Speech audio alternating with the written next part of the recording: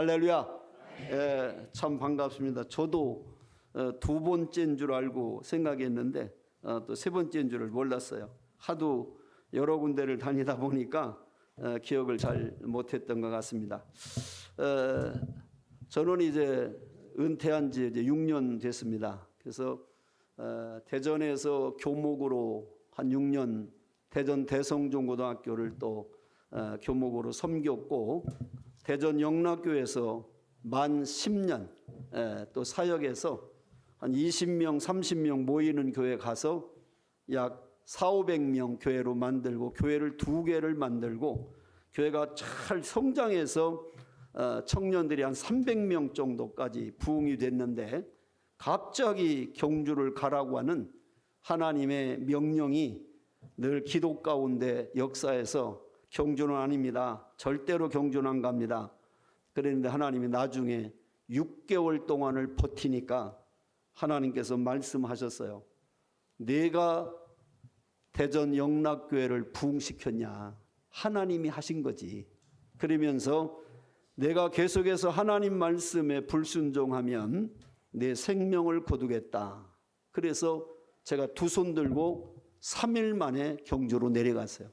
경주를 가보니까 우리 경주 제일 침례교회가 우리 교단에서 유명한 교회예요. 뭐가 유명하냐? 목사가 3년 이상을 못 견디는 교회로 유명해요. 그래서 제가 가니까 45년 된 교회를 제가 부임했는데, 제가 몇 번째 담임 목사냐면 13번째 담임 목사예요. 그러니까 평균 잡아서 3년 반마다 목사님을 갈아치는 교회. 그러니까 교회가 성장할 수가 없죠. 3년 반마다 목회자가 바뀌는데 교회가 되겠어요? 45년 된 교회가 약 50~60명이 사람이 모이더라고요. 45년 된 교회. 그래서 나중에 또 재정을 물어봤더니 빚이 3억이 있대요. 그리고 사택이 하나가 없어요. 45년 된 교회가. 그래서 제가 3,500만 원 전세를 살았어요. 경주에 가서. 그리고 사람이 안 모이는 것도 안 모이는 거지만 이단이 얼마나 많은지, 그 구원파 교회가 몇 개가 있는데 침례교회라는 이름을 붙여가지고 이 경주에 한 200개 교회가 있는데 그 중에 약 90%가 장로교 통합 측이에요. 침례교가 한 4개 있어요, 그 중에. 그러니까 이 장로교인들은 아예 침례교 하면 이단같이 취급을 해버려요.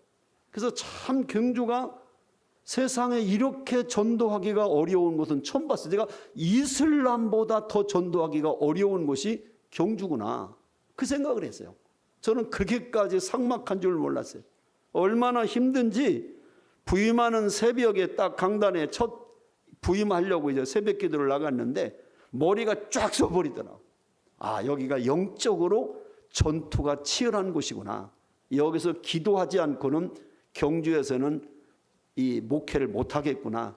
그런 생각을 갖고 이제 시작을 했는데, 제가 98년도 10월 18일 날 부임을 했어요. 부임을 해가지고 한 달 좀 지나가지고는 미국에 이미 또 부흥회를 제가 약속한 게 있어서 미국 한 달간 부흥회 갔다 오니까 성탄절이더라고. 그래서 성탄절 지나고 98년도는 지났어요. 그리고 99년도부터 뭘 했냐?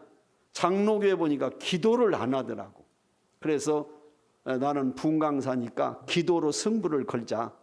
이래서 금요 기도회에 그 몇십 명 되지도 않는 교인들을 다 나오라고 그래가지고 저녁 10시에 시작해서 새벽 4시까지 6시간씩 기도회를 했어요.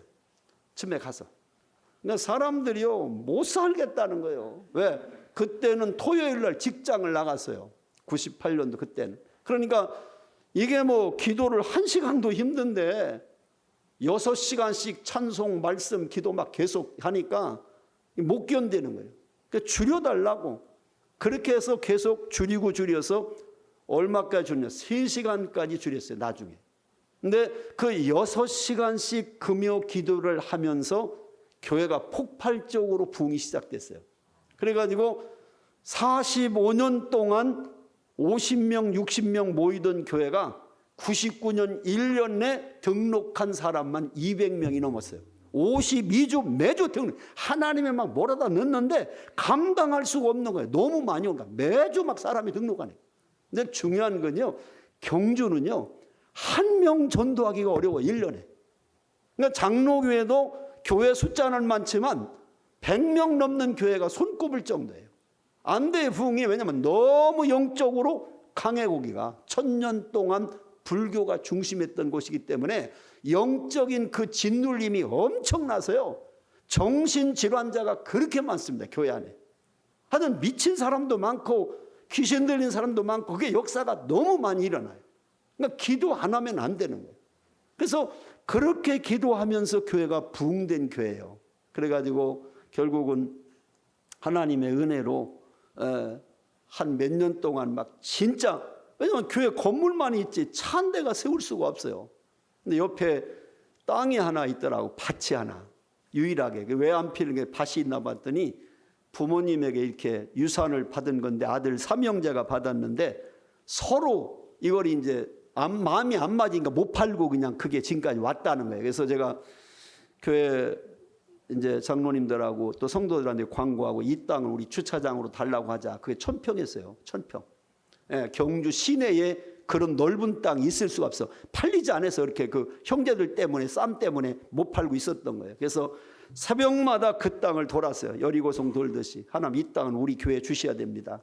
왜냐하면 교회가 주차장이 없이는 앞으로 교회가 안 됩니다. 지금 숫자야 몇 명 안 되지만 앞으로 교회가 부흥될 건데 이게 주십시오. 그래서 그 밭에다가 나무 말뚝에다 경주 제일침례교회 주차장 땅 몰래 박아놓고 매일 끝나면 새벽 기도를 교인들하고 돌았어요. 그 순례를. 교회 옆에니까. 그렇게 4년 동안 기도해 왔는데 어느 날 갑자기 복덕방에서 이 땅이 나왔다는 거예요. 얼마나? 40억이 나왔어요. 40억. 그 당시. 지금은 뭐 몇십 배 뛰었죠. 벌써 옛날이니까. 근데 재정 장로님한테 얼마나 돈이 있냐 그러니까 제가 부임한 지 4년 좀 넘었을 때인데 4천만 원이 이때 재정이 4천만 원. 4천만 원 갖고 와서 제가 40억을 계약했어요. 장로님한테 빚을 달래다가 꼬우라고 그래가지고 우리 손님 장로님한테 그래가지고 계약을 해버렸어요. 그리고서 이제 장로님들 모아가지고 이 땅을 우리가 4년 동안 기도해 왔는데 땅이 나왔습니다. 얼마래요? 40억이래요. 그러면 이거 지금 어떻게 사야 되는데 그걸 어떻게 사냐는 거예요. 어떻게 사냐? 우리 교회 어떻게 사냐는 거예요. 그래서 나 계약하고 왔는데 계약하고 4억 주고 왔으니까 안 주면 당신들이 4억 물어내라. 그러니까 큰일 난 거예요. 그렇게 해서 시작됐는데요. 우리가 믿음으로 기도하고 하나님의 감동으로 계약했으니 그것이 하나님께서 기가 막히게 대출도 받고 진해에서 이사 온 어떤 의사 원장이 와가지고 장로교인인데 우리 교회 팽팽 돌다 와가지고 또 사업 건금해주고 감리교 신자인 부산에서 치과이던 의사가 경주로 이사 와서 병원 개원하면서 아이 감리교 놔두고 왜 우리 침침한 침례교로 또 오냔 말이야. 와가지고 또 3억 헌금해주고 이렇게 외부에서 오신 분들이 다 헌금해줬어요. 그러니까 내가 그걸 보고 깨달은 게 뭐냐면 교회는 어떤 것을 돈으로 하는 게 아니라고 하는 걸 깨달았어요.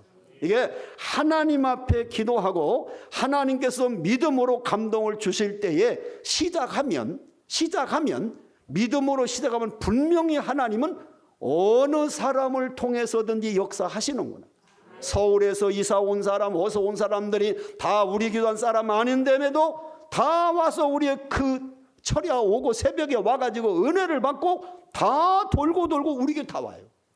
그럼 내가 잘해서 온 게 아니라 하나님이 보내주시는 거예요.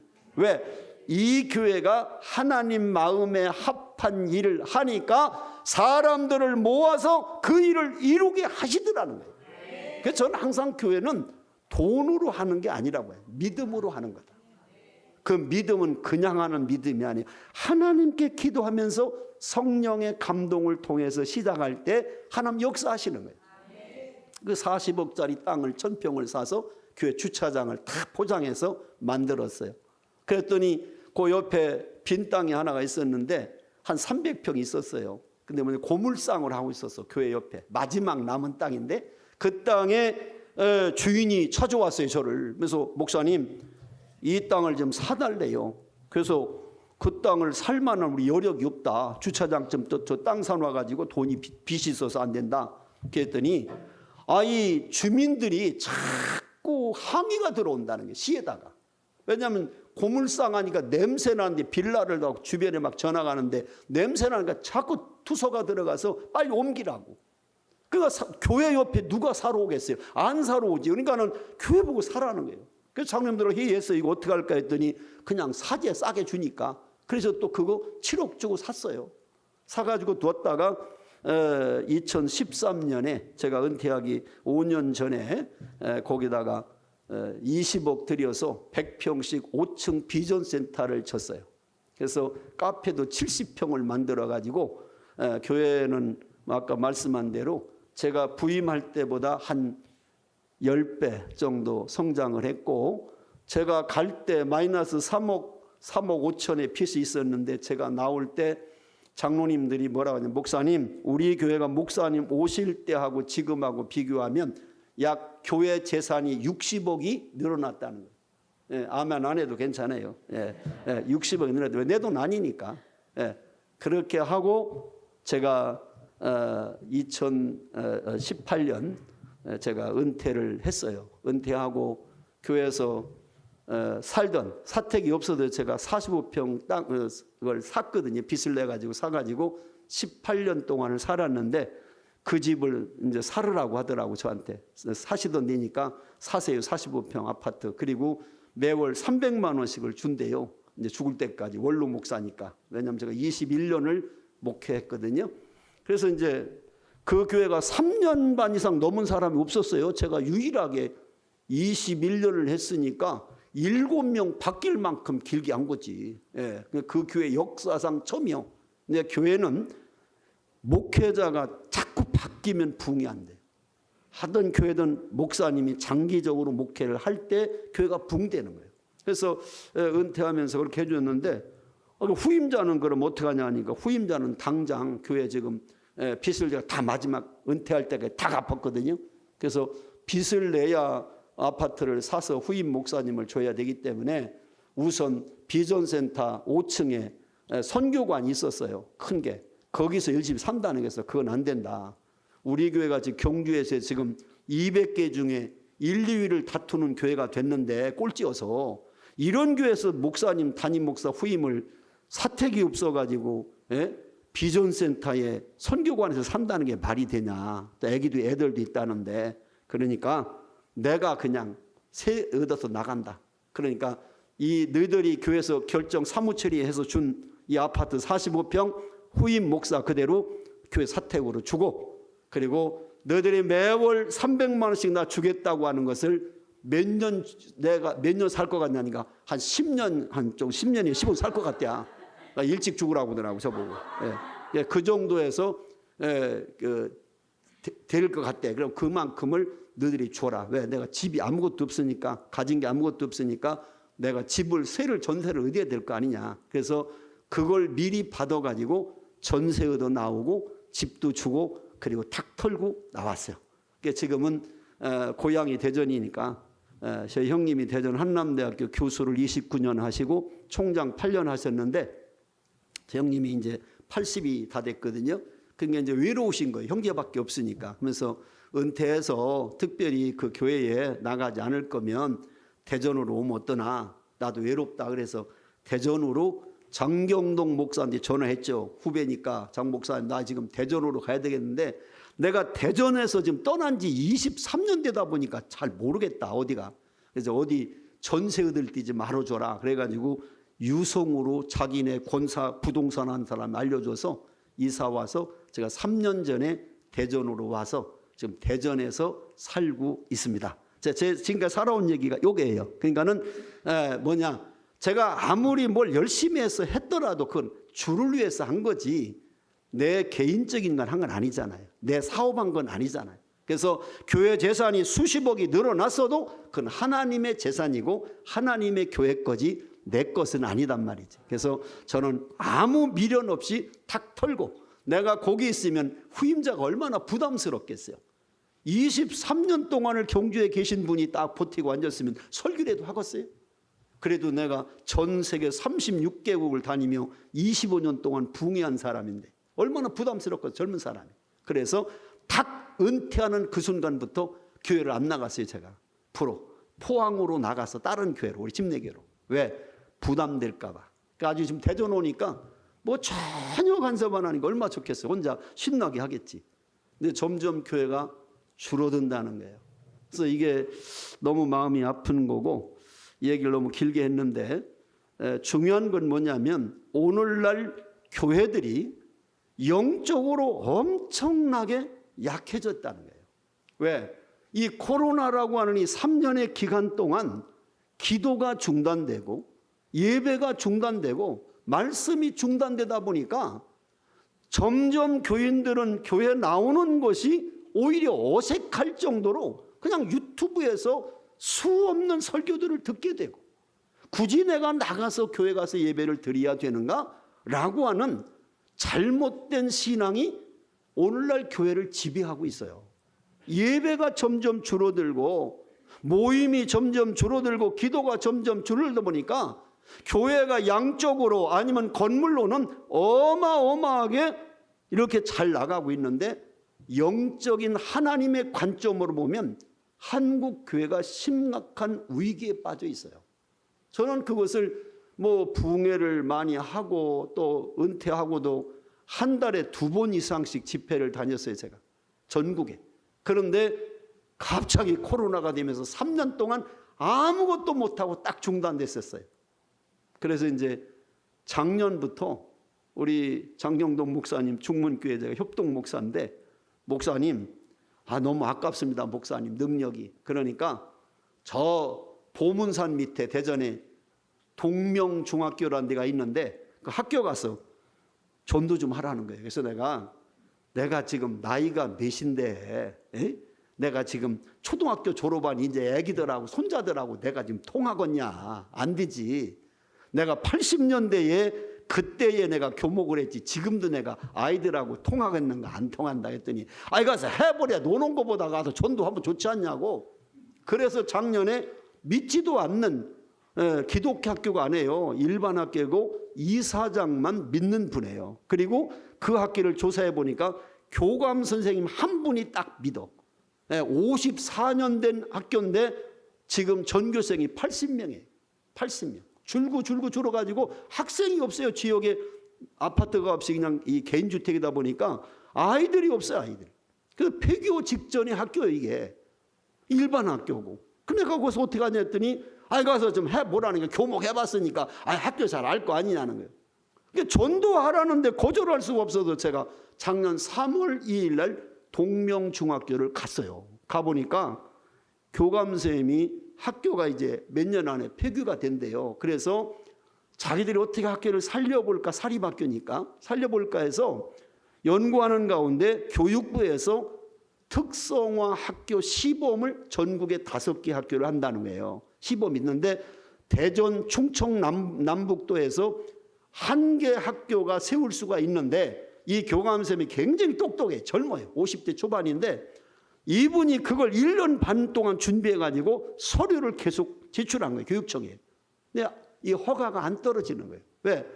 보문 산 밑에 낡은 옛날 학교를 누가 주려고 하겠어요. 교육청에서. 그것도 충청, 남북도, 대전에 하나를 세울 수 있는데 그게 1년 반 동안 내도 제출해도 통과가 안 된다는 거예요. 그럼 어떻게 하면 되냐니까 교육감 사인만 떨어지면 된대, 통과가. 그러니까 내가 교육감 만나겠다. 그래 교육감은 전화했어요. 왜냐하면 그 교육감이 누구였냐면 내가 80년대 대전 대성고등학교 교목할 때 영어 선생님을 하던 분이 나중에 대학교 교수가 되고 총장이 되고 교육감을 3선째 된 거예요.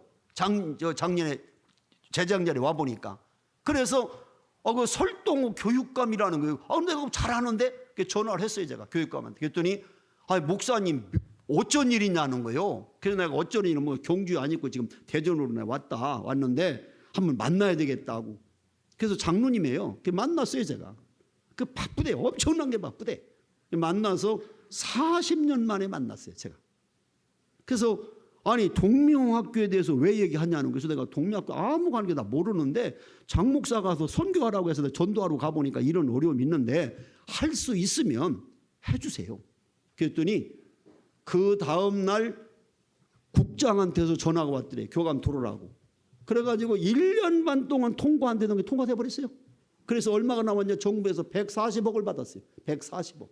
그래서 학교 리모델링 다 하고 내년도부터 2025학년부터 전국에서 3개 반을 아이들을 전국적으로 뽑을 수 있어요. 이 학교가 폐교되려다 살아나 버렸어.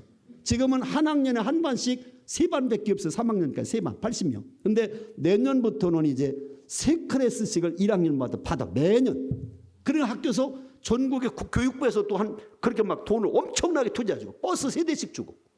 근데 학교가 살아나 버렸어요. 그러니까 교장이 아주 불교 골수신자 여자분들 보니까 선생님들이 전교조가 얼마나 센지요. 제 전에 장경동 목사 교회 부목사가 가서 찬송 한번 불렀다고 고발해가지고 학교에서 난리가 났었다는 거예요. 불러다니고 교감이. 근데 제가 가니까 아무도 신고를 안 해요. 왜? 학교 폐교되면 선생님들 다 그만둬야 돼요. 사립학교나 어디 갈지도 못하고. 근데 살려놨잖아요 지금. 그러니까 무조건 제가 가면 아는 들 모든 나가 나타나면 모든 선생님들 다 인사해요. 아, 목사 모셨습니까? 어셨습니까? 찬송 부르고 암송대하고 지금 난리를 쳐도 아무도 신고 안 해요. 왜? 학교가 살아나니까. 그래서 내가 지금 되돌아보면서 뭘 생각했냐면 하나님이 이 학교에 복음을 전하기 위해서 미리 하나님이 작업을 하셨구나. 내가 설동호 교육감을 40년 만에 만날 줄을 어떻게 알았겠어. 그게 교육감이 된 줄도 모르고 내가 학교도 모르는데 가가지고. 그러니까 모든 제가 가서 지금요. 작년 3월 2일 날 개학하고 2명 가지고 시작했어요. 아이들 2명 가지고. 점심시간에 점심 먹고 오면 5분 찬양 15분 설교. 그렇게 해서 이제 시작을 했는데 지금 55명이 믿습니다. 예수 믿고. 예배 시간에. 매주. 네. 아주 그래서 그 아이들이 가가지고 지 엄마 전도해가지고 또 주일날 예배 제가 드려요. 지금 거기서 또 예배를 주일 예배를 그러니까 또 거기 데리고 와. 엄마도 데리고. 그래서 아이들을 통해서 그 부모들까지 전도하는 일에 지금 하나님이 하시고 있어요. 그래서 제가 보면 교감쌤이 그래요. 참 희한하다는 거예요. 뭐가 희한하니까 아니 수업 시간에 막 잠만 자고 떠들어서 맨날 복도 가서 손 들고 있어라 하는 놈들이 어이 와서 목사님 말씀만 들으면 눈이 통해가지고 앞에 제일 앉아서 다 듣는다는 거예요. 희한하다는 거예요. 하나님이 하시니까 그렇지. 내가 손자들하고 뭐가 통하겠냐. 요즘 어른들하고만 목회한 사람이 지금 애들하고 내 통하겠냐. 70대가 훨씬 넘은 사람이 내가. 에? 근데 하나님이 제가 그 15분 동안 집중적으로 막 말도 빠르게 막 짧은 시간이니까 막 전해도요. 애들이 주목해가지고 쫙 들어요. 그리고 전부 데리고 와. 그래서 얘들이 이제 예수 믿게 하고 이제 5주를 나와야 복음 한 번을 전이야. 죄가 뭔지, 하나님이 뭔지, 왜 우리가 구원받은 이걸 15분씩 하려니까 막 칠판 놓고 막 그걸 막 써가면서 하려니까 시간이 너무 작아서 구원 하나 전하는데 5주가 걸려요. 그래서 내가 애들한테 했어요. 야, 앞으로 5주를 연속적으로 안 빠지고 나오는 아이들은 10,000원짜리 문화상품권을 주겠다 그랬어요. 왜? 그 5주를 나와 연속 나와야 말씀 복음이 하나 딱 들으니까 그걸 시키려고. 그러니까 애들이요 중학생들이라 그 10,000원짜리 문화상품권 받으려고 안 빠지고 나오는 거 이게. 그래서 그렇게 해서 5주씩 해서 계속 주니까 30명이요 5주마다 30만 원씩 나가요. 한 학기 동안 250만 원 돈이 들어가. 경비가. 매주 간식 사 갖고 가야지. 또 이제 부활절 되면 계란 사다 선물에다 해야지. 추석 때는 또 추수감사절이라고 해서 떡에다 또 매달 먹이지. 또 성탄절에는 성탄절에서 1년 동안 한 번도 결석 안 한 애들은 대전 유명한 성심당 빵을 10,000원짜리 하나씩을 막 선물도 주지. 막 이러니까 애들이 너무 많이 와서 전교생이 거의 와요 다. 그래서 나는 이 아이들이 작은 아이들이지만 이 아이들을 통해서 앞으로 자라나면 이 아이가 나라와 민족과 세계에서 어떤 사람이 나올지 모르잖아. 왜? 내가 대성고등학교 6년 동안 그 당시에는 한 학년 600명 했었어요. 전교생이 1,800명, 중학교 1,200명, 3,000명 학생들을 제가 80년도에 6년간 설교하고 지도했는데 그 고등학교 600명들씩 3년 동안 1,800명을 이제 지도해봤는데요. 그게 지금 지나고 나니까 그 아이들, 내가 교목하는 그 6년 동안에 길렀던 아이들 가운데 목사만 100명 이상이 나왔어요.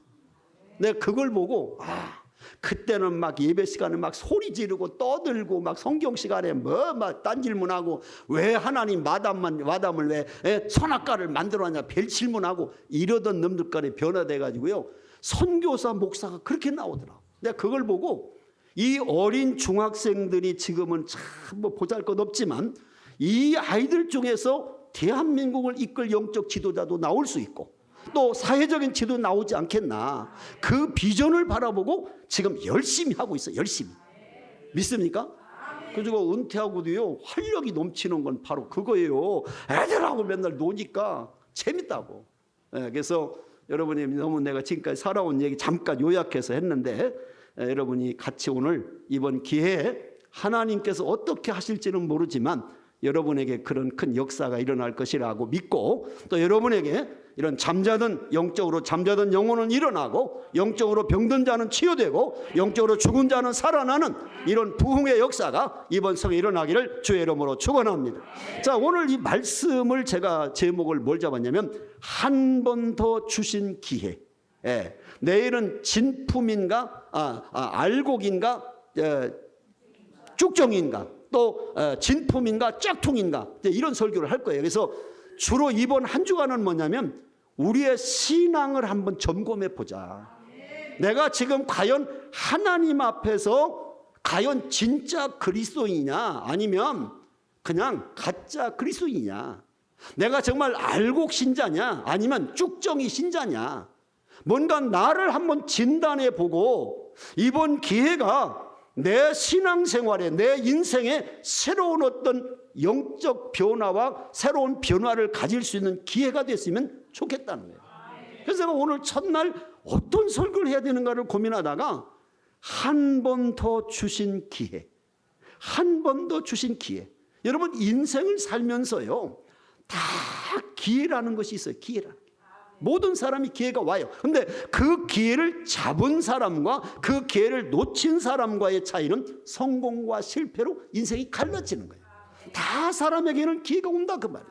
성경에도 보시면 기회가 얼마나 많이 옵니까? 예를 들면 우리가 잘 아는 여리고의 소경 바디메오를 보세요. 그는 평생 소경으로서 길거리에 앉아서 구걸하며 살아가던 인생이었어요. 어느 날 많은 사람이 지나가는 소리가 들려서 옆서 지나간 사람들이 누가 지나간다고 사람이 많이 갑니까? 나사렛 예수가 지나간다. 그 말을 듣고 이 소경 바디메오가 구걸하던 돈그릇을 내동댕이 치고 겉옷을 던져버리고 사람들이 소리나는 방향에서 외치잖아요. 다윗의 자손 예수여, 나를 불쌍히 여기소서, 나를 불쌍히 쏘소. 막 제자들이 따라가다가 왜 이렇게 소리를 지르고 떠들고 시끄럽게 하느냐고. 그럼에도 불구하고 바디메오는 나사렛 다윗의 자손 예수여, 나를 불쌍히 여겨달라고 또 부르짖지 않습니까? 그때 예수님이 바디메오를 부르시고 내가 내게 무엇 해주기를 원하냐? 내가 보기를 원합니다. 내 믿음대로 될지어다 하시니 그 소경의 눈이 뜨였다라고 되어 있어요. 여러분이 바디메오가 그 예수님이 지나가는 그 기회를 잃어버리고 주님이 나 같은 불쌍한 인간도 좀 보고 가시지, 그냥 지나가셨네, 다음 언제 또 만날 기회가 있겠지 하고 안 갔으면 그는 영원히 소경으로 끝날 수도 있었어요.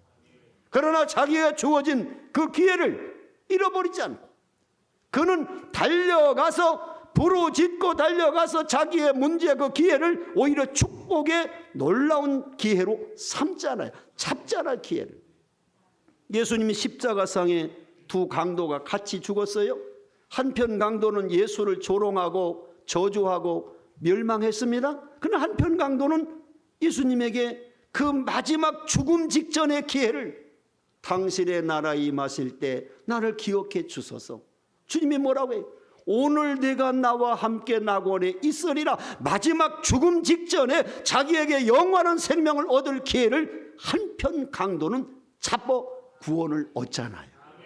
여러분, 인생에서 이 주어진 기회라고 하는 것이 얼마나 중요한지 몰라요. 그 기회를 잡는 것. 나는 오늘 여러분 이번 성회가 뭐 다른 걸 떠나서 뭐가 불이 떨어지고 둘째치고 내가 하나님과 다시 한번 내 사명을 회복하고 믿음을 회복하고 하나님과 영적인 관계를 회복하는 그런 기회가 되었으면 좋겠어요. 특별히 성경에 보시면 요나라는 사람을 여러분 잘 아시잖아요. 하나님께서 요나에게 명령하죠. 요나야, 너 니느웨 성에 가서 이 성이 멸망을 가서 전해라.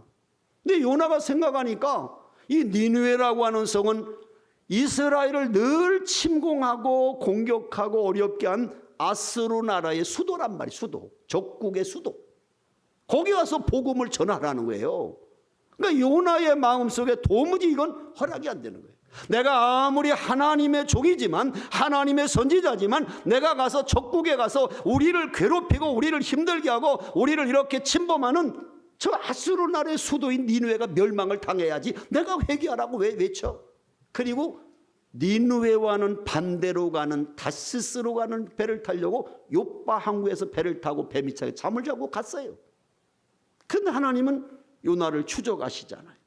풍랑이 일어나게 하고 이제 바람을 막 불게 하고 파도를 치게 하고 결국 배가 깨지게 돼서 결국은 그 요나가 바로 제비가 뽑히게 역사하시고 바다에 던져졌을 때 고기 뱃속에 들어가서 3일 동안 회개하고 난 다음 그를 다시 육지에 토해냈을 때 하나님이 다시 한번 기회를 줍니다.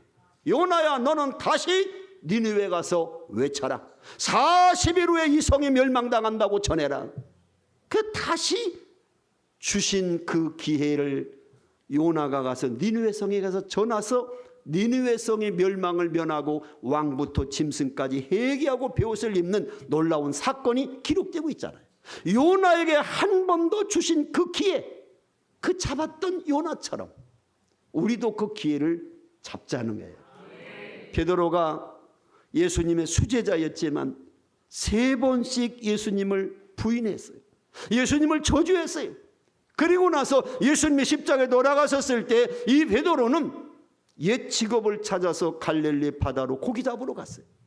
그때 부활하신 주님이 찾아가셔서 만나주시면서 또 한 번의 기회를 주십니다. 내가 나를 사랑하냐? 네가 나를 사랑하냐? 다시 베드로에게 주님을 따르는 제자의 사역을 할 수 있는 2번째 기회를 주셨을 때 내가 주님 사랑하는 걸 주님 아십니다.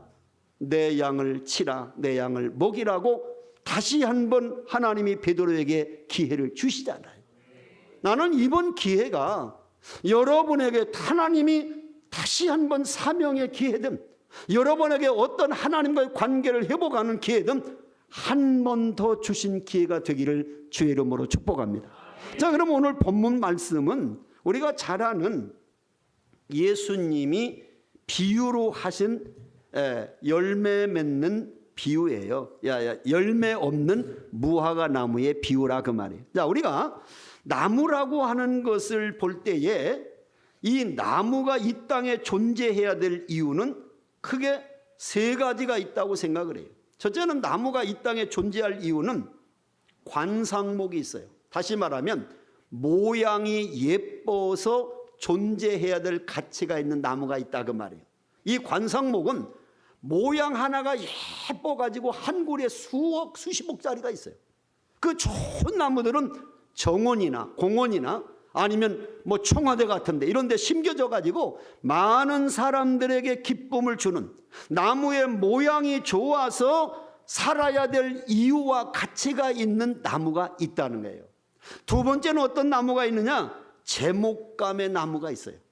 모양은 안 이뻐도 반듯반듯하게 자라나서 그 나무를 가지고 이제 가구도 만들고 또 뭐 집도 짓고 이렇게 다양하게 건축 자재로서 또 아니면 가구를 만드는 재료로서 가치가 있는 나무가 있어요. 제목감으로서의 가치.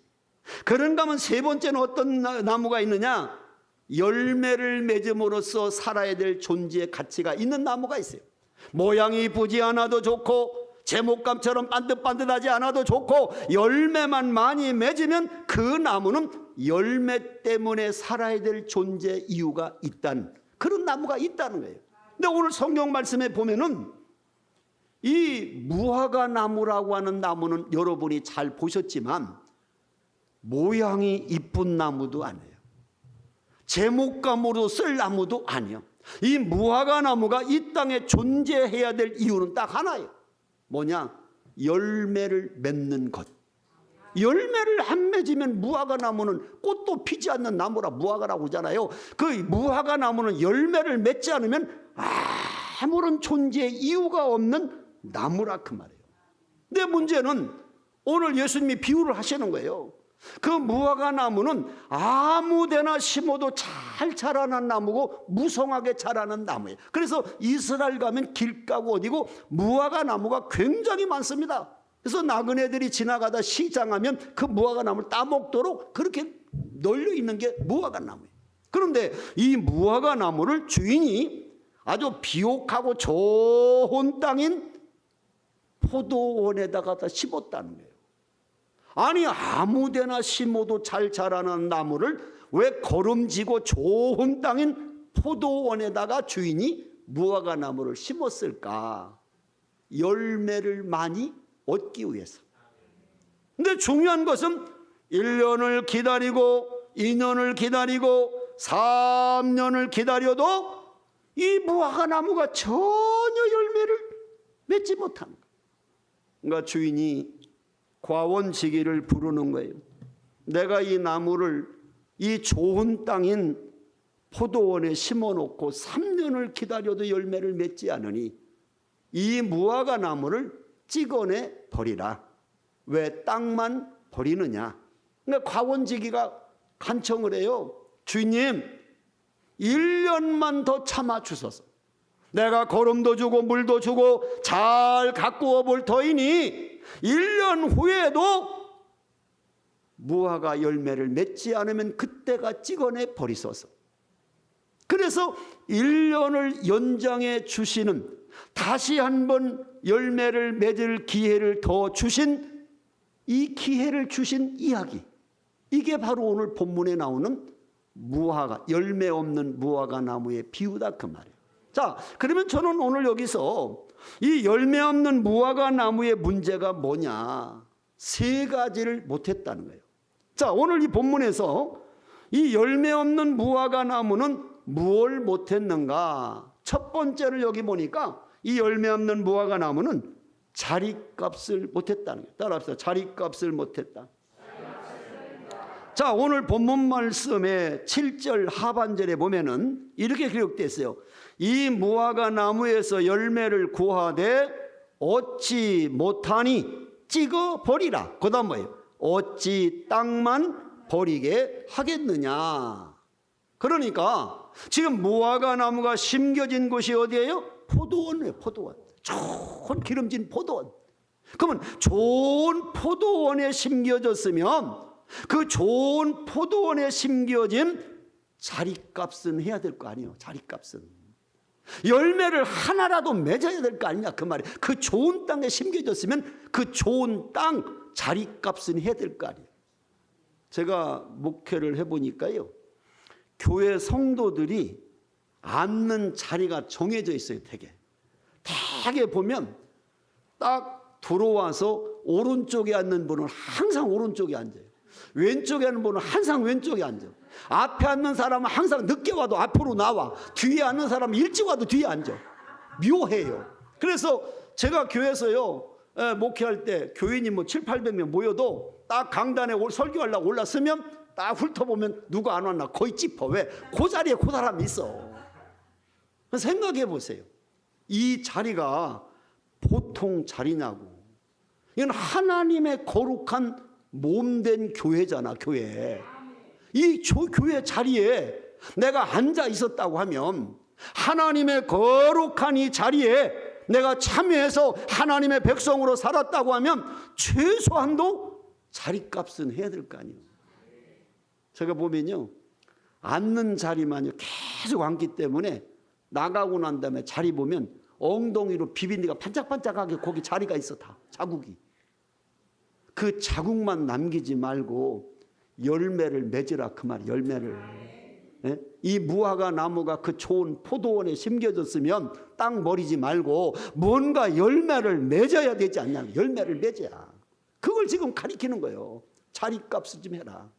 나에게 질문하게 스스로가 나는 과연 사랑의 교회 이 교회당 날마다 나와 있으면서 내가 과연 이 자리값은 하나? 그 생각을 한번 해보시라 그 말이에요. 왜? 이 무화과 나무에 심겼다라고 하는 것은 영적으로 말하면 내가 예수 그리스도를 통해서 구원받았다는 거예요. 하나님 나라의 백성이 됐다는 거예요. 그러면 하나님 나라 백성답게 열매를 맺어야 될 거 아니냐는 말이에요. 열매를, 무화과 나무는 열매를 맺어야 존재 가치가 있으니까 무슨 무화과 나무가 제목감이야? 무슨 관상수요? 무슨 꽃이 피고 향기가 나? 아니잖아요. 유일하게 무화과 나무가 있다게 살아야 될 이유는 열매를 맺혀야 되는데 내가 1년 내내 이 좋은 성전에 와서 앉아서 있으면서 열매가 없다면 나는 과연 하나님 앞에서 바른 신앙생활을 하고 있는가를 진단해 보자는 거예요. 그리고 이번 기회에 다시 한번 주신 기회, 이 기회를 통해 열매를 맺자는 거예요. 자, 두 번째는 뭐냐? 열매 없는 무화과 나무는 자리값만 못한 게 아니라 걸음값도 못했다는 거예요. 걸음값도. 8절 말씀 보세요. 대답하여 이르되 주인이여 금년에도 그대로 두소서 내가 두루 파고 뭘 주리니? 걸음을 주리니. 여러분 걸음이 뭐예요? 3년 동안 계속해서 그 좋은 포도원에다 심어놓고 물도 주고 비료도 주고 거름도 주고 계속해서 넣어주었는데 열매를 맺지 못했다는 거예요. 여러분 이 강단에서 얼마나 훌륭한 우리 정 목사님 통해서 시간 주옥 같은 하나님 말씀을 듣습니까? 하나님의 말씀을 계속 이렇게 들었으면 3년간 이상으로 들었으면 걸음값은 해야 될 거 아니에요. 말씀 들은 은혜값은 해야 될 거 아니에요. 3년 지났어도 한 명 전도도 못하고 겨우 신앙생활 나 혼자 스스로도 하기 힘들고 이러면 문제가 있는 거 아니겠어요? 뭔가 바뀌어져야지. 변화가 일어나야지. 언제까지 이렇게 하다가 주님 앞에서 내 생명 부르시면 주님 앞에 가서 뭔 얘기를 하겠냐 그 말이 돼요. 최소한도 하나님의 말씀을 먹어서 계속 영적인 양식을 먹었으면 먹은 걸음값은 좀 하라 그 말이에요. 그게 여기서 주시는 말씀 아니에요? 열매 없는 무화과 나무 잎만 무성해서요. 여러분 잎이라고 하는 것은 열매를 맺기 위한 수단에 불과한 거예요. 잎사귀가 무성한 것이 무화과 나무의 존재 이유는 아니다 그 말이에요. 잎사귀가 무성하고 가지가 무성하다는 얘기는 열매를 맺기 위한 수단에 불과한 것이지 열매는 못 맺고 가지만 무성하고 잎사귀만 무성한 게 무화과 나무를 심은 존재의 목적은 아니다 그 말이에요. 믿습니까? 오늘 형식적이고 외적인 것에만 집중하지 말고 정말 내실 있는 열매 있는 신앙생활로 변화되기를 주의 이름으로 축원합니다. 세 번째는 뭘 못했는가도 찾아보니까 열매 없는 무화과 나무는 나이값도 못했어요. 따라서 나이값도 못했다. 7절 상반절을 보세요. 자, 포도원 지기에게 이르되 내가 몇 년을 와서 3년을 와서 이 무화과 나무에게 열매를 구하되 얻지 못하니 그러니까 3년이라고 하는 긴 시간을 계속해서 거름도 주고 물도 주고 돌봐주면서 열매를 맺기를 계속 기다렸다는 거예요. 그러면 나이값을 해야 될 거 아니에요. 3년이라는 기간을 지켜줬으면 뭔가 작은 것 하나라도 맺혀지는 결과가 나와야 될 거 아니에요. 내가 이거 만드는데도 되게 힘들더라고. 자리값도 못하고 나이값도 못하고 걸음값도 못하다 맞추기가 쉽지 않더라고. 이거 맞춰보니까. 근데 중요한 것은 이 비유를 통해서 내 신앙생활, 내 모습을 한번 보라는 거예요. 내가 영적인 하나님 나라 심겨진 무화과 나무라면 나는 과연 하나님 앞에서 자리값을 했는가? 걸음값을 했는가? 나이값을 하고 있는가? 그러지 못했다면 내 신앙은 비정상적이구나 하는 것을 진단해 보라는 거예요. 굉장히 중요해요. 왜? 자기를 진단하지 못하면 그다음 변화가 일어날 수 없어요. 내가 누군가를 모르면 제가 언젠가 그런 얘기 한번 했나 모르겠네요. 서울의 청량리에 엄청난 큰 정신병원이 있어요. 이 병원에 많은 환자들이 있는데 그 환자들 가운데 하루는 어떤 환자가 입원을 했냐면 청년 하나가 입원을 했는데 이 사람은 미친 이유가 뭐냐면 자기가 황제라고 하는 말을 안 하면 다 거부하는 미친 청년이었어요. 그러니까 의사가 진찰할 때도 황제님 진찰할 시간입니다. 간호사가 약을 갖다 줘도 황제님 약 드실 시간입니다. 영양사가 밥을 갖다 줄 때도 황제님 식사 시간입니다. 하여튼 황제라는 말을 안 하면 거부하는 그런 미친 사람이 입원을 했다는 거예요. 난 6개월쯤 지났는데 아가씨 하나가 또 입원했는데 이 아가씨는 자기가 여왕이라고 하는 미친 여자가 들어온 거예요. 그래가지고 이 의사들이 이 두 사람을 한번 비교해서 한번 연구해보자. 그래서 황제라고 하는 청년을 찾아갔대요. 황제님 드릴 말씀이 있습니다. 뭔가?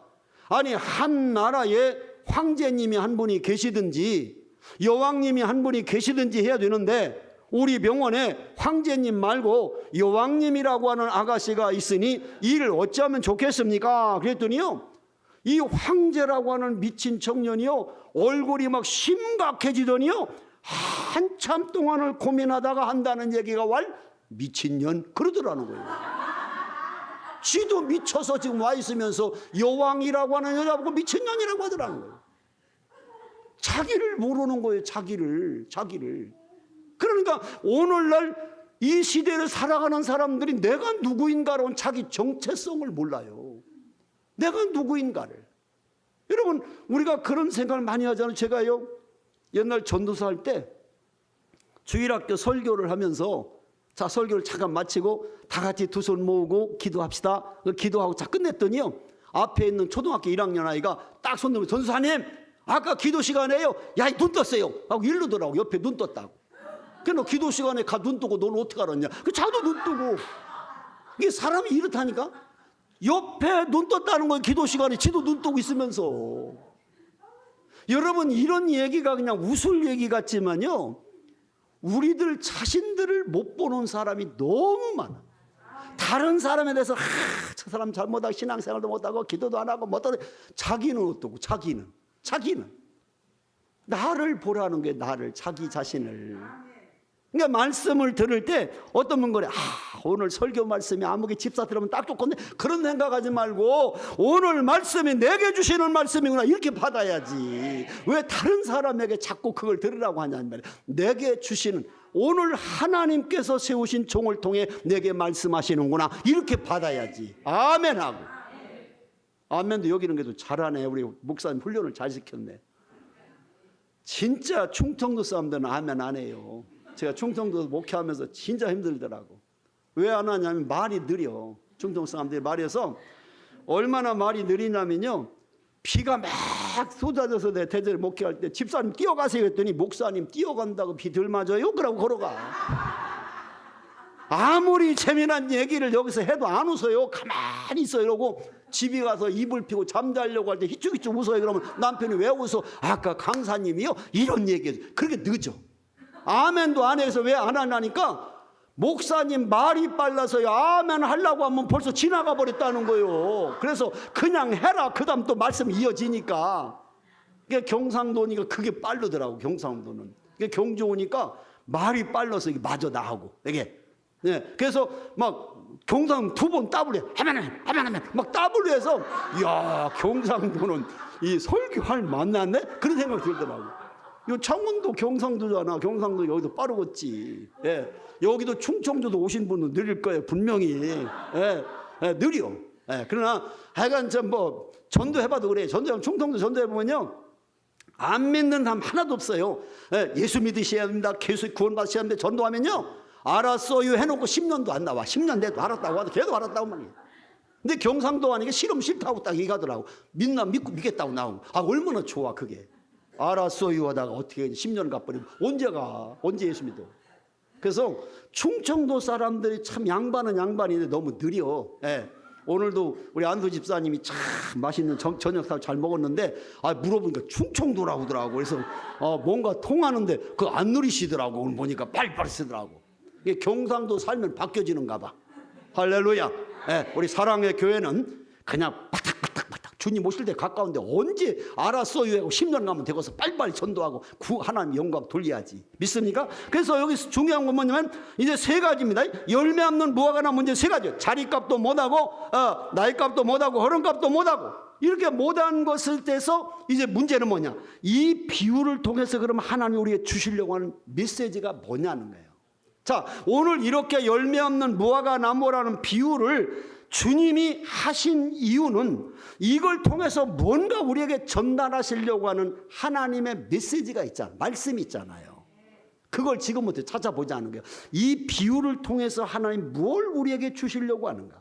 여러분, 비유라고 하는 말은 파라볼레라는 뜻이에요. 헬란 말에. 파라볼레라는 말은 뭐냐?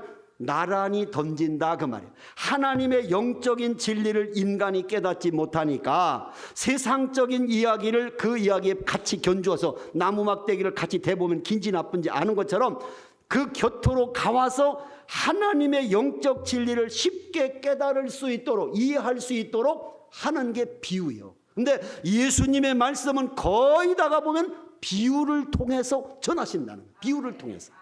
자, 그러면 오늘 이 본문 말씀을 통해서 하나님께서 우리에게 주시려고 하는 그 메시지가 뭐냐는 거예요.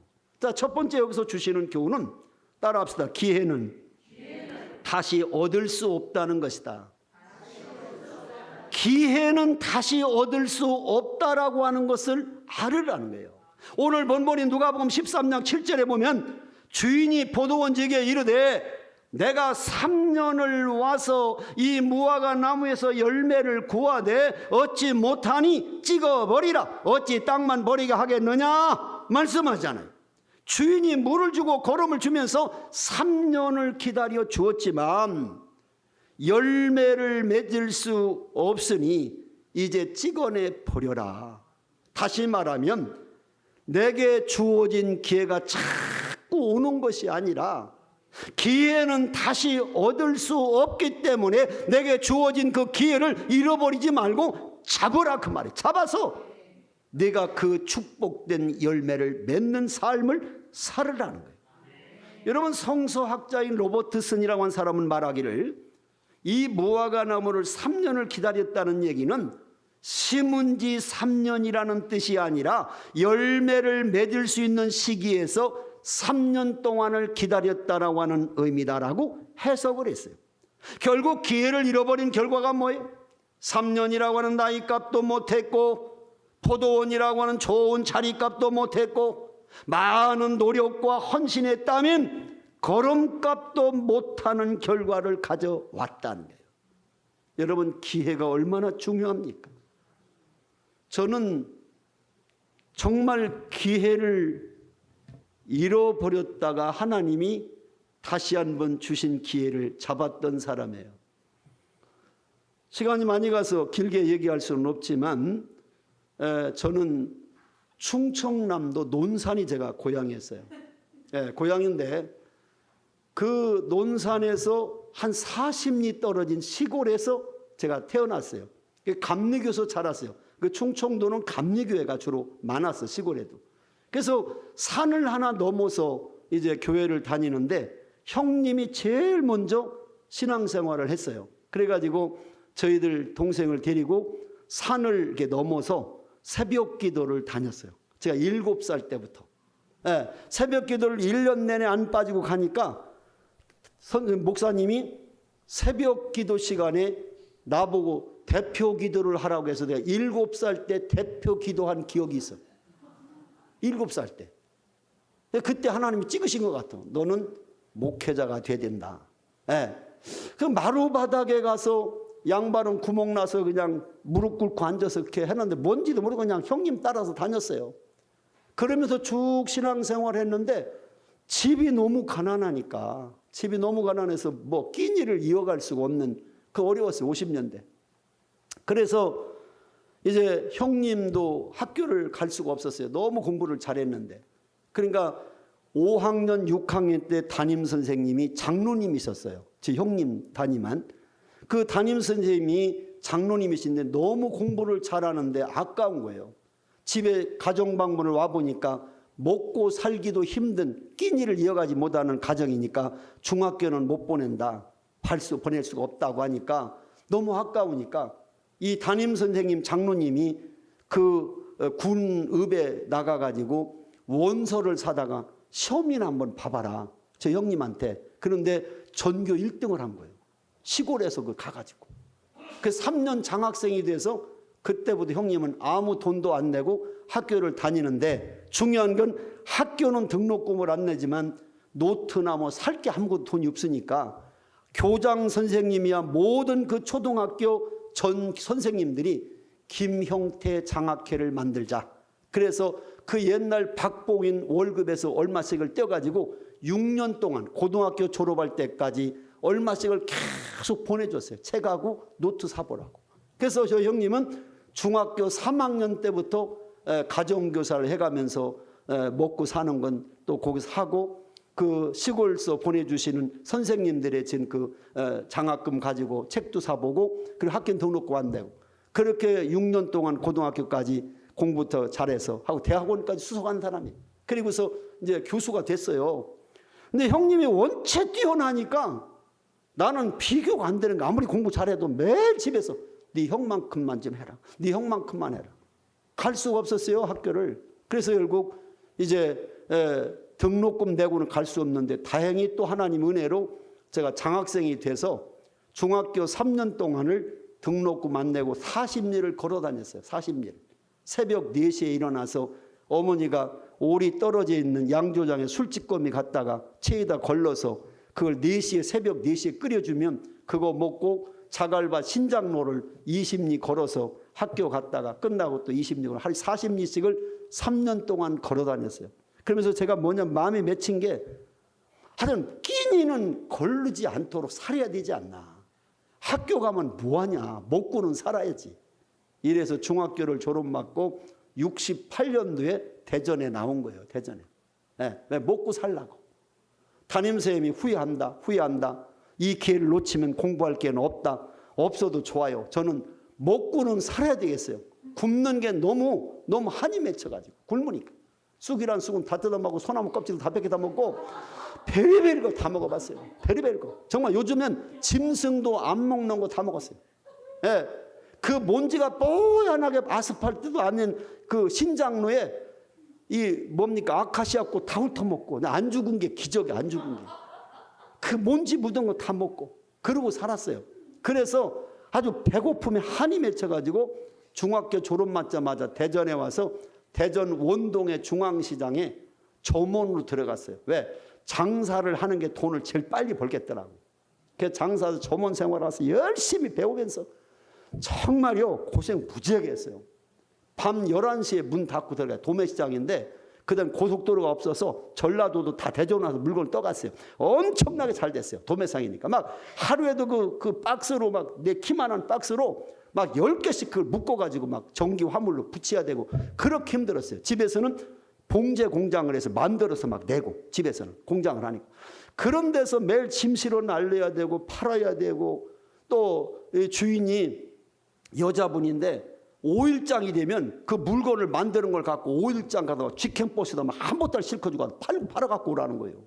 골라 하라는 거에 가서 그 거리에 나가가 시장 가서 그걸 중학교 졸업한 애가 해보겠냐고. 해본 적이 있어야지. 술이라도 한 잔 먹어야 뭘 하는데 그거 할 줄 모르잖아.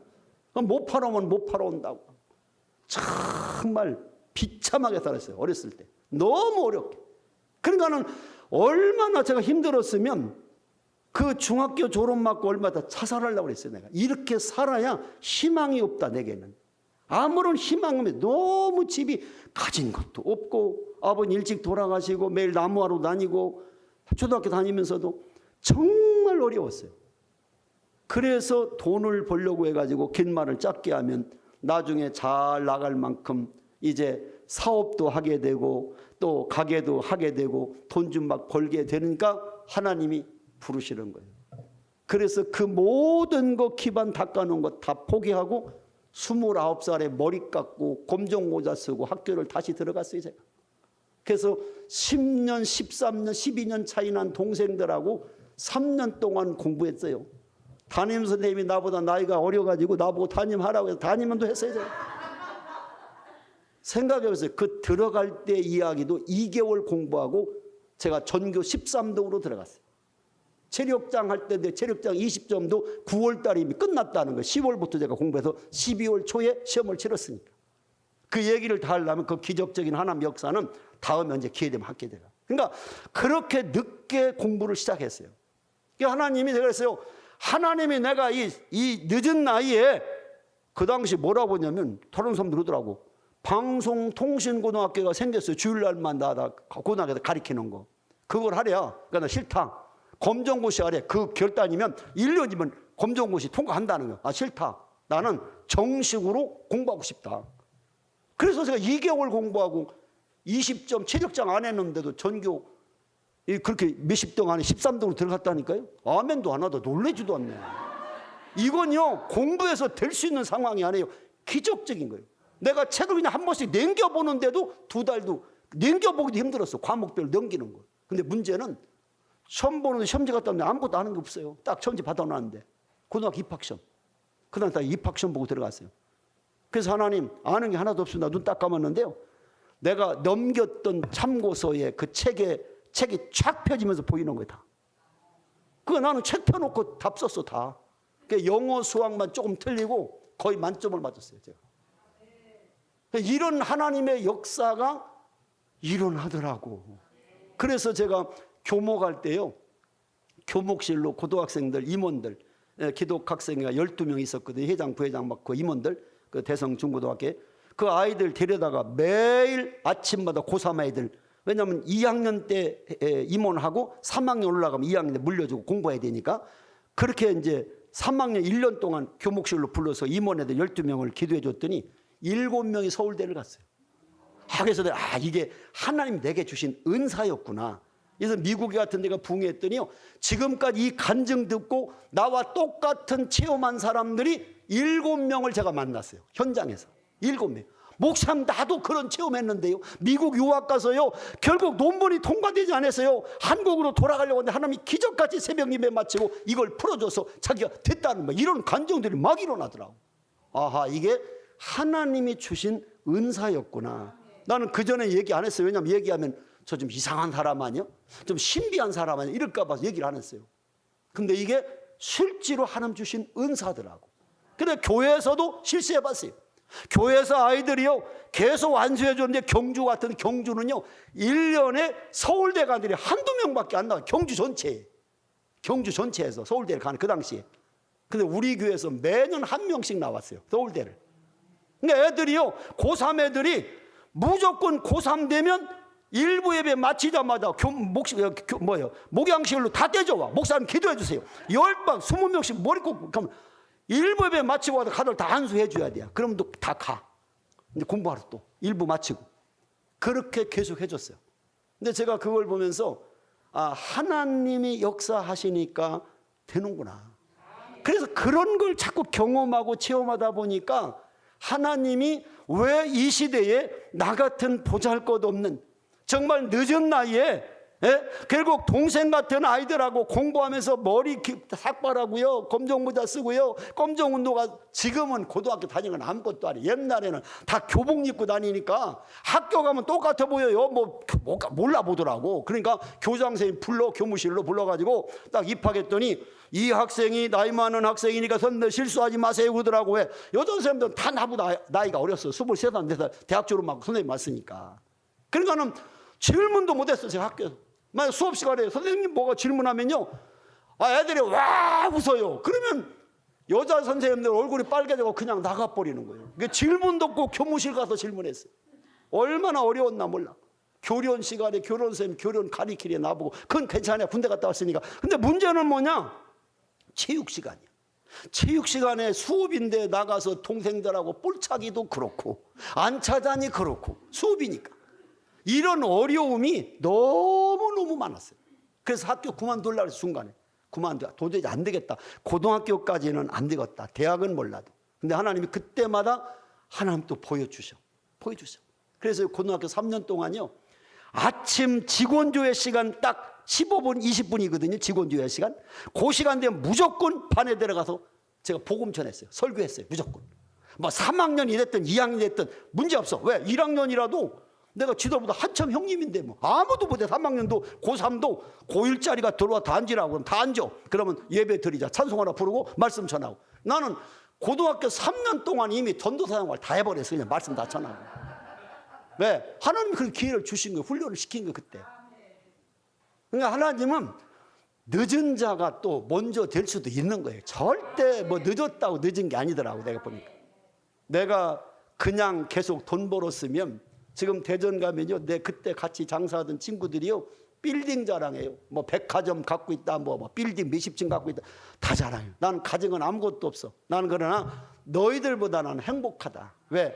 너희들은 세상으로 많이 쌓았을지 모르지만 나는 하나님 나라에 많이 쌓았다. 내가 세상적으로 내 이름으로 땅 한 평, 집 한 채 없지만 나는 하나님 앞에 지금까지 행복하게 목해왔다. 할렐루야. 언젠가 하나님 내 부르시면 다 놓고 갈 거. 어차피 갖고 가지 못할 것 아니요. 내가 수백억 가지면 그거 갖고 갑니까? 다 놓고 갈 거지. 어차피 연습도 앵콜도 없는 한 번 사는 인생인데 하나님 앞에서 멋지게 살다 가는 것이 중요하지 않냐. 그러니까 여러분이 주어진 그 기회를 정말 잃어버리지 말고 하나님 앞에서 자리값하고 나이값하고 걸음값하고 하나님 나를 구원해 주신 이 포도원에 심겨진 그 하나님의 놀라운 은혜에 뭔가 보답하는 열매 맺는 삶을 살자는 거예요.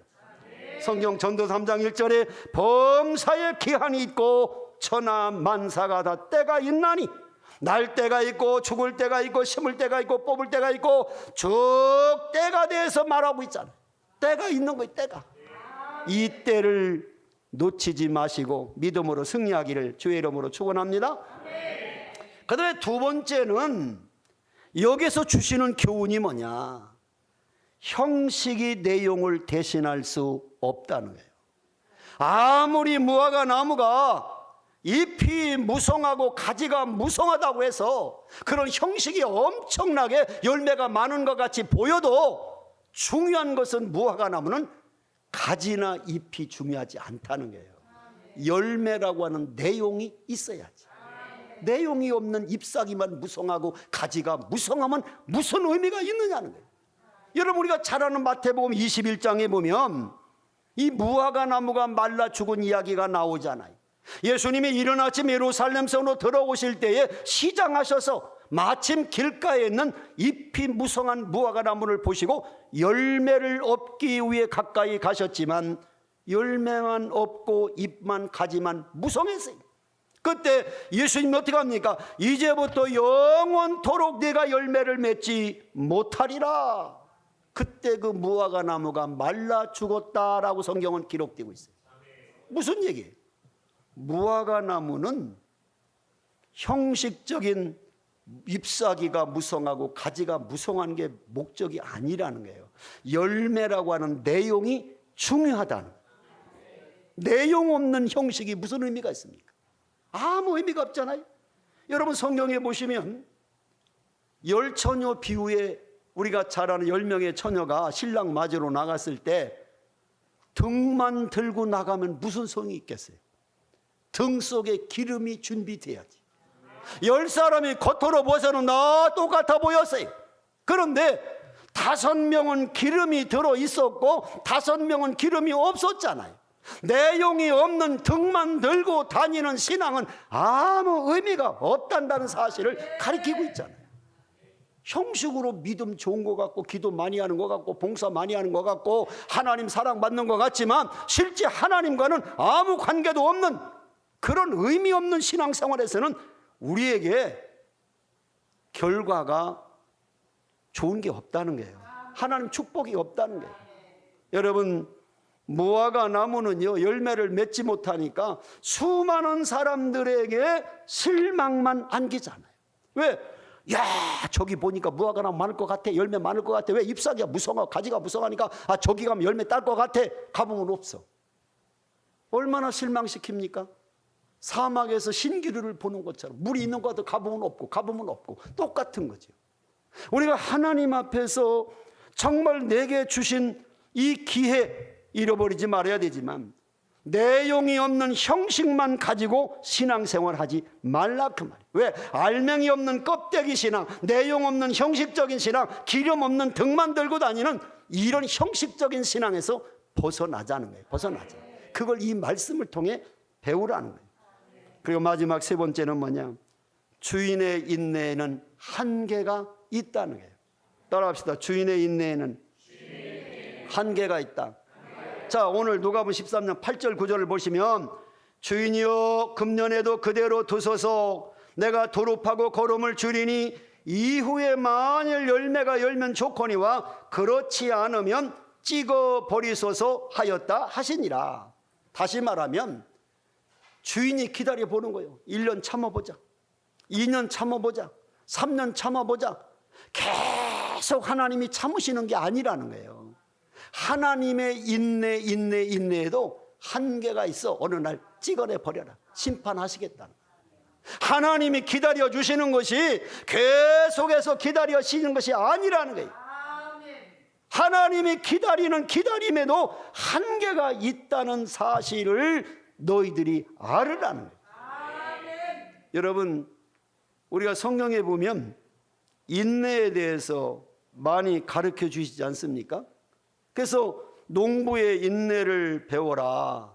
그래서 농부가 봄에 씨앗을 뿌리고 가을까지 기다리는 인내, 욥이 하나님의 그 축복을 받을 때까지의 그 인내, 욥의 인내, 또 이런 인내를 배우라고 하는 말씀을 야고보서 5장에서 계속해서 해주시면서 가르쳐주는 것이 뭡니까?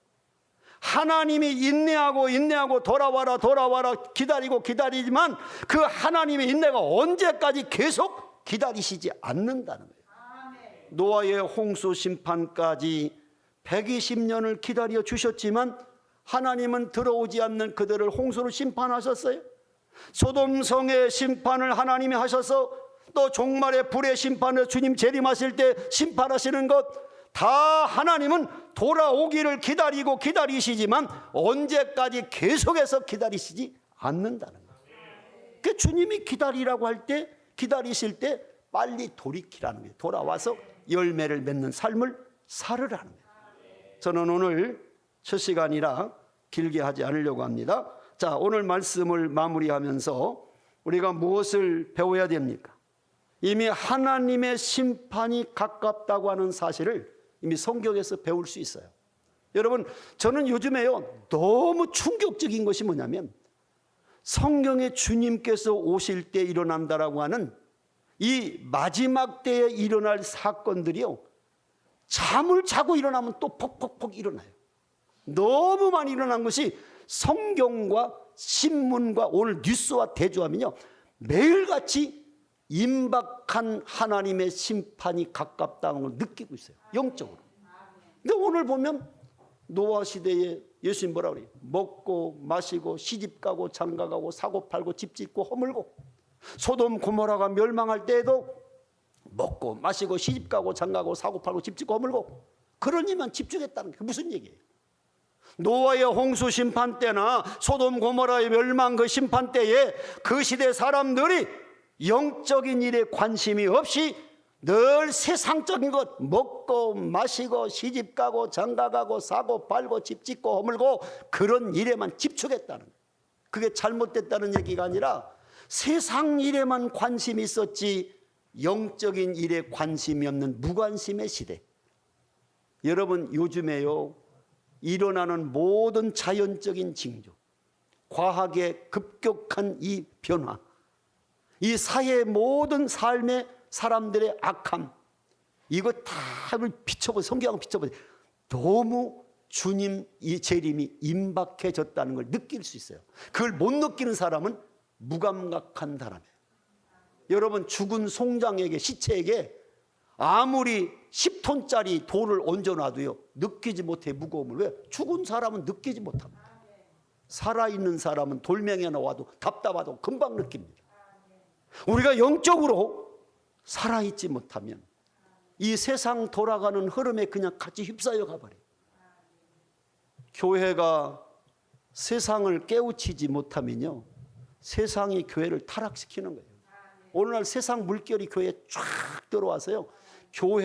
교회다운 교회가 보기 힘듭니다. 영적인 교회가 힘듭니다. 거대한 건물을 세워놓고 수만 명이 모이지만 과연 하나님이 찾으시는 그 한 사람이 거기에 있을까? 여러분, 예루살렘 성이 멸망할 때 의로운 사람 한 사람이 없어서 예루살렘을 치셨잖아요. 바벨론을 통해서. 소돔 고모라 성에 의로운 사람 10사람이 없어도 치시잖아요. 이 시대에 아무리 많은 사람이 교회에 모여 있어도 하나님이 인정하시는 의로운 사람, 이 시대를 정말 하나님의 말씀으로 바라보고 깨우치는 사람이 얼마나 있느냐가 이 시대를 더 하나님이 연장해 줄 건지 치실 건지를 결정하실 거라고 생각해요. 여러분, 심각한 시대입니다. 지금 위기의 시대입니다. 이 시대에 세상 사람처럼 살지 말고 하나님의 시각과 하나님의 관점으로 말씀과 세상을 보고 여러분이 회복되어 하나님 중심으로, 말씀 중심으로, 성전 중심으로 이번 부흥성회가 나 자신을 회복시키는 영적 회복의 기회가 되기를 주의 이름으로 축복합니다.